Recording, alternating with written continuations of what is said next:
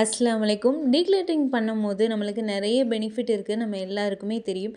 இருந்தாலும் அந்த டீக்ளட்டரிங்கில் நம்ம பண்ணுற சின்ன சின்ன மிஸ்டேக்கை பற்றி தான் இந்த வீடியோவில் பார்க்க போகிறோம். இந்த மிஸ்டேக்லாம் உங்களுக்கு இப்போவே தெரிஞ்சிருச்சு அப்படின்னா டீக்ளட்டரிங் பண்ணும்போது ரொம்பவே ஈஸியாக இருக்கும். ரொம்ப கான்ஃபிடண்ட்டாக, ரொம்ப கிளியராக மைண்டோட நம்ம பண்ணலாம். இது எப்படின்றத ஃபஸ்ட்டு பார்க்கலாம். ஃபஸ்ட்டு பாயிண்ட் வந்து பார்த்தீங்கன்னா, எல்லாரும் இந்த டீக்ளட்டரிங் அப்படின்னு வரும்போது நம்ம பொருளை மட்டுமே குறைக்கிறது அப்படின்னு சொல்லிட்டு நம்ம தவறாக நினச்சிக்கிட்டு இருக்கிறோம். பொருளை நம்ம தூக்கி போடுறது டீக்ளட்டரிங் அப்படின்னா அதையே வந்து நிறைய விஷயங்களுக்கு அப்ளை பண்ணலாம். அது என்னன்னு பார்த்தீங்கன்னா, ஃபஸ்ட்டு நம்ம மைண்டில் இருக்கிற தேவையில்லாத விஷயங்களை ரிமூவ் பண்ணுறது. அதுக்கப்புறம் பார்த்தீங்கன்னா, தேவையில்லாத ஃபங்க்ஷனில் வந்து அவாய்ட் பண்ணுறது. இது எல்லாமே வந்து டீக்ளட்டரிங்கை நம்ம அப்ளை பண்ணுறக்கூடிய இடம் தான். இது உதாரணத்துக்கு இந்த 2 இடம் சொல்லியிருக்கேன். நீங்கள் எதில் வேணாலும் இந்த டீக்ளட்டரிங்கை அப்ளை பண்ணி பார்க்கலாம். இப்போ மைண்டை டீக்ளட்டரிங் சொன்னேன் இல்லையா? இப்போ ஒரு பொருள் இருக்கிற தேவையில்லாத விஷயங்கள் எல்லாத்தையும் எடுத்து அந்த இடத்த பார்க்கும்போது எவ்வளோ க்ளீனாக அழகாக இருக்கும். நம்ம வீட்டில் உட்காரும் போதே ஒரு நிம்மதி கிடைக்கும். அதே மாதிரி தான் நம்ம மைண்டில் தேவையில்லாத விஷயங்கள் நிறைய இருக்கும். சில விஷயங்களை நம்ம ஒரு பெரிய இழப்பாக இருக்கும், இல்லை ஒரு பெரிய கஷ்டங்களை மறக்க முடியாமல் இருக்கும்.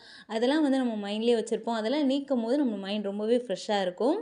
காலம்தான் எல்லாத்துக்கும் மருந்து அப்படின்னு நம்ம சொல்லி கேள்விப்பட்டிருப்போம். அதே மாதிரி நம்ம மைண்டும் அது தகுந்த மாதிரி தான் படைக்கப்பட்டிருக்கு. ஒரு விஷயங்களை இன்றைக்கி ரொம்ப பெரிய கஷ்டமாக இருக்கும், நாளைக்கு அது கொஞ்சம் வந்து லேசாக இருக்கும். அதுக்கப்புறம் அடுத்தடுத்த நாள் வந்து தானாகவே வந்து லேசாயிரும், எவ்வளோ பெரிய கஷ்டமாக இருந்தாலும். அதே அந்த காலங்களை ரொம்ப குறைவான நேரங்களாக வச்சுக்கணும். இப்போ ஒரு கவலை நடக்குது அப்படின்னா அது எவ்வளோ பெரிய கவலையாக இருந்தாலும் நாளைக்கு அது சரியாயிரும்னு சொல்லிட்டு நிம்மதியாக எழுங்க. அதுக்கான ரொம்ப டைம் கொடுக்காம இன்றைக்கே அந்த தேவையில்லாத விஷயங்களை மைண்ட்லேருந்து எடுத்துருங்க.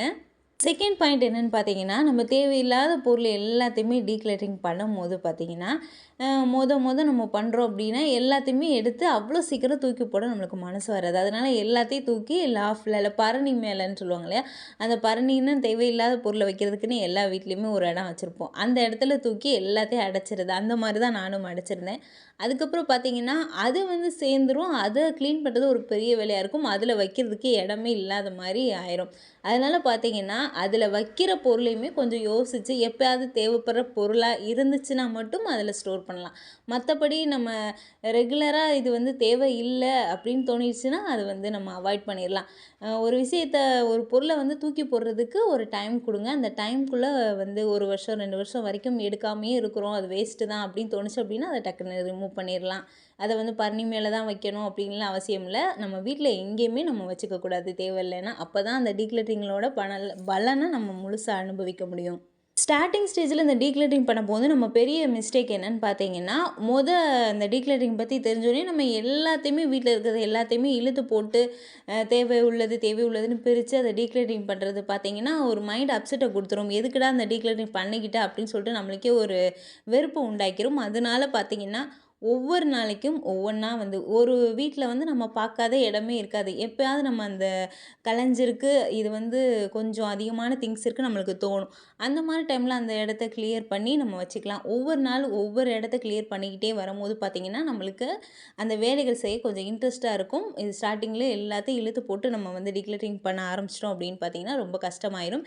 இதுவுமே நான் ஸ்டார்டிங் ஸ்டேஜில் எல்லாத்தையுமே இழுத்து போட்டு பண்ண மிஸ்டேக் தான். அதனால் நீங்கள் இப்போ ஸ்டார்டிங் ஸ்டேஜில் இருக்கிறீங்க டீக்ளட்டரிங் பண்ணும்போது அப்படின்னு பார்த்தீங்கன்னா, ரொம்ப அதிகமான பொருளை தூக்கி போடுற மாதிரி இருக்கும். அதனால் பார்த்தீங்கன்னா, கொஞ்சம் பொறுமையாக நீங்கள் வந்து அதை டீக்ளட்டரிங் ஸ்டெப்பை வந்து மூவ் பண்ணுங்கள். நெக்ஸ்ட்டு வந்து பார்த்திங்கன்னா, ஒரு சாரியே நம்ம வாங்குகிறோம் அப்படின்னா கடையில் பல மணி நேரம் வந்து நம்ம வாங்கி அதை வந்து செலெக்ஷன் பண்ணி வாங்கியிருப்போம். அதை வந்து இப்போ தேவையில்லாததாக இருக்கலாம், அல்லது பத்தாத ட்ரெஸ்ஸாக இருக்கலாம், அல்லது அந்த ஃபேஷன் போயிருக்கலாம், ஒரு ஓல்டு மாடலாக இருக்கலாம். இந்த மாதிரி என்ன வேணாலும் இருக்கலாம். அதை வந்து டீக்ளட்டரிங் பண்ணுறதுக்கு அதை ஸ்டார்டிங் ஸ்டேஜில் தூக்கி போடுறதுக்கு கொஞ்சம் வந்து கில்ட்டியாக ஐயோ நம்ம காசை வேஸ்ட் பண்ணுறோமான்னு ஒரு தாட் வரும்.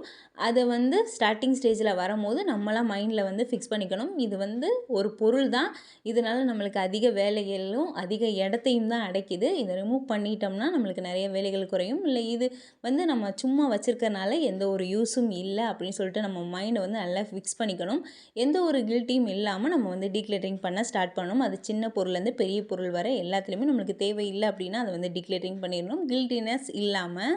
இந்த கில்ட்டினஸ் இருக்கிறனாலேயே நிறைய பேர் வந்து நிறைய பொருளை வந்து தூக்கி போடாமல் அப்படியே வச்சுருந்து அதிகமாக பொருள் வந்து சேர்றதுக்கான காரணங்கள் இருக்கும். இதை வந்து ஒரு நல்ல பழக்கங்களாகவுமே சில பேர் வந்து மாற்றி வச்சுருக்காங்க. இந்த மாதிரி இவ வந்து எதாக இருந்தாலும் பத்திரமா வச்சுருப்பா அப்படின்னு சொல்லிட்டு ஒரு கெட்டதை ஒரு நல்ல விஷயமா சில பேர் வந்து பேசி பார்த்துருப்போம்.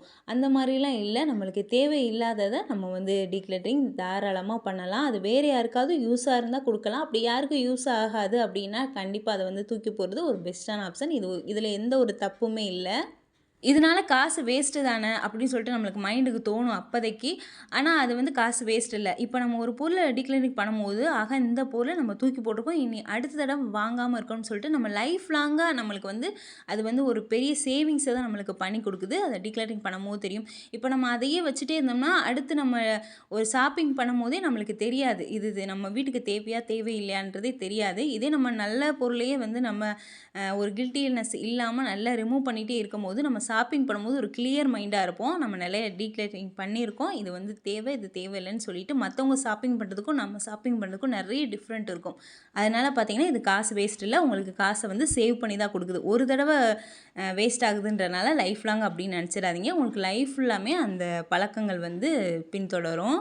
அடுத்து ஒரு பெரிய மிஸ்டேக் எல்லாருமே பொதுவாக பண்ணுறது என்னன்னு பார்த்தீங்கன்னா, இன்றைக்கி நம்ம எல்லாத்தையும் டீக்ளரிங் பண்ணி முடிச்சாச்சு, நம்ம வீட்டில் கம்மியான பொருளாக இருக்குது, இனிமே வந்து நம்ம வந்து டீக்ளரிங் பண்ணவே தேவையில்லை அப்படின்னு நினைக்கிறது ரொம்பவே பெரிய மிஸ்டேக். நம்ம இன்றைக்கி நம்ம பண்ணிட்டோம் அப்படின்னா நாளைக்கு திரும்ப டீக்ளரிங் பண்ணுறதுக்கு நம்ம வீட்டில் பொருள் இருக்கும். அதனால் டெய்லியுமே வீட்டை எப்படி பெருக்கிறோமோ எப்படி துடைக்கிறோமோ அந்த மாதிரி துடைக்கும் போதும் பெருக்கும் போதும் ஒட்டர் அடிக்கும் போதும் எதெல்லாம் தேவையில்லாதது இருக்குது, ஒரு துண்டாக இருக்கட்டும் ஒரு சின்ன கர்ச்சீப்பாகட்டும் எதாக இருந்தாலும் கொஞ்சம் எக்ஸ்ட்ரா இருக்குது, அளவுக்கு அதிகமாக இருக்குது அல்லது தேவையில்லாதது இருக்குது அப்படின்னா கண்டிப்பாக ரிமூவ் பண்ணிக்கிட்டே இருங்க. அதை டெய்லியுமே பண்ணுங்கள். அதை மாதத்துக்கு ஒரு தடவை தான் பண்ணணும், தீபாவளி வந்தால் தான் பண்ணணும், ரம்ஜான் வந்தால் தான் பண்ணணும் அப்படின்லாம் எந்த ஒரு டேயும் தனிப்பட்டு வந்து நம்ம செலவு பண்ண முடியாது. அந்த மாதிரி க்ளீன் பண்ணும்போது இதை வந்து நம்ம டீக்ளரிங்கும் பண்ணலாம். ஆனால் டெய்லியுமே வந்து டீக்ளரிங் பண்ணிக்கிட்டே இருக்கும் போது தான் நம்மளால் திருப்பி வந்து சக்ஸஸ்ஃபுல்லாக நம்ம அதை வந்து அனுபவிக்க முடியும் டீக்ளரிங்களோட பெனிஃபிட்டை.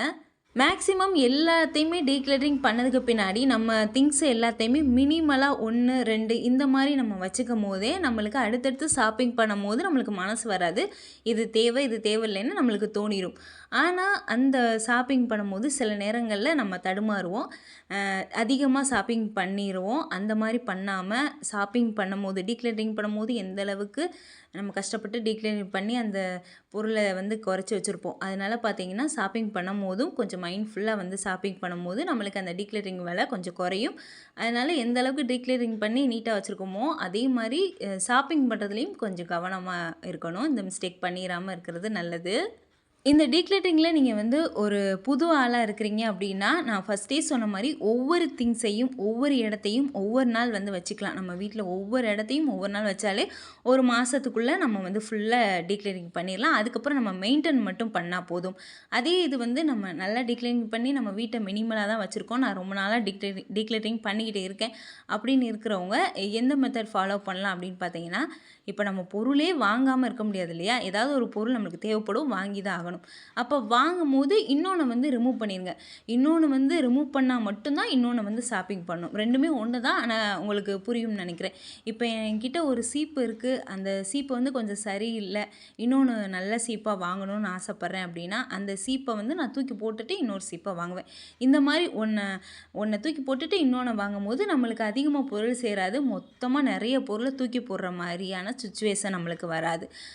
இதே மாதிரி எல்லா பொருளும் ஒரு ஷூ வாங்குகிறோம் இல்லை ஒரு மேக்கப் திங்ஸ் வாங்குகிறோம் அப்படின்னாலுமே அந்த மேக்கப் திங்ஸை வந்து தூக்கி போட்டுட்டு அடுத்து வந்து நம்ம வந்து பொருள் வாங்கணும் அப்படின்னா நம்மளால் ஈஸியாக மெயின்டைன் பண்ண முடியும். நெக்ஸ்ட்டு எந்த ஒரு ஷாப்பிங் போனாலுமே பார்த்தீங்கன்னா நம்ம வீட்டில் நம்ம அதிகமாக டீக்ளரிங் பண்ணி மினிமலாக திங்ஸை வச்சுருக்கும் போது ஒவ்வொன்றுக்கும் ஒவ்வொரு இடம் கொடுக்குறதுக்கு வசதியாக இருக்கும் இல்லையா.